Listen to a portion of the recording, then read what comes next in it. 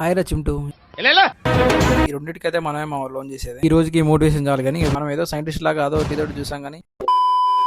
Hey guys, welcome back to the channel. మీరు కూడా నాలాగే అప్పుడప్పుడు కొంచెం హెల్త్ మీద కాన్సన్ట్రేట్ చేయండి. మా రూమ్ లో రైస్ అయితే అయిపోయింది. మా బయటికి వెళ్ళి తెచ్చుకుందామని వెళ్తున్నా. ఇక్కడైతే చాలా రకాలు ఉన్నాయి. మనం ఏదో సైంటిస్ట్ లాగా అదో ఇదోటి చూసాం కానీ ఎన్ని చూసినా మనకైతే దీంట్లో ఏం తెలియదు మామ.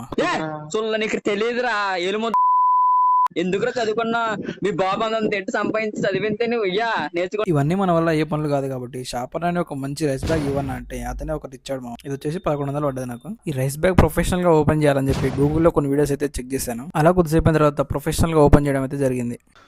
తిరుపతిలో వెంకటేశ్వర స్వామి చూసినప్పుడు కూడా ఇంత ఆనందం కలగలేదురా.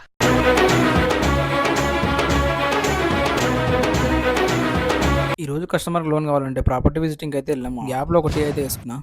ఇదైతే ఉప్పల్ బాగా అయితే మా ఒకప్పుడు సండే వచ్చి ఇక్కడ క్రికెట్ ఆడుతుంది. ఇప్పుడైతే మొత్తం గుర్తుపట్టు రాకుండా అయిపోయింది. హాయ్ రా చింటూ. పొద్దున్నే బేవర్స్ గాళ్ళు ఎక్కువైపోయారు. ఇలా ఖాళీగా రోడ్ల మీద తిరిగే బదులు ఎవరింటి దగ్గర అయినా కాపలాగా ఉండవచ్చు కదా. మంచి ఫుడ్ పెడతారు. ఇలా ఖాళీగా ఉంటే ఏమొస్తుందిరా, మీ జాతికి రోల్ మోడల్ నిలవాలరా. మనం ఇచ్చే మోటివేషన్ చింటూ బాయ్కి అయితే నచ్చలేదు అనుకుంటా. ఈ అపార్ట్మెంట్ లో ఫ్లాట్, ఇది వచ్చేది అయితే ఇండిపెండెంట్ హౌస్. ఈ రెండింటికైతే మనమే మా లోన్ చేసేది. ఈ ఏజ్ లోనే మా ఏం తెలియదు, ఏం చేసినా ఎవరు ఏమన్నారు, పడుకోగానే నిద్ర పట్టేస్తుంది. సండే వస్తే చాలు మన సంతోషానికి అయితే హద్దులే ఉండవు. ఇక జీవితంలో ఒకటే గుర్తుపెట్టుకోమా, గడిచిన కాలం మళ్ళీ రాదు. రేపు ఏం జరుగుతుందో నీకు తెలియదు. కాబట్టి ప్రజెంట్ హ్యాపీగా ఉన్నవాడే అదృష్టవంతుడు. ఈ రోజుకి మోటివేషన్ చాలు కానీ బిర్యానీని ఇంటికి వెళ్ళిపోదాం. బాయ్.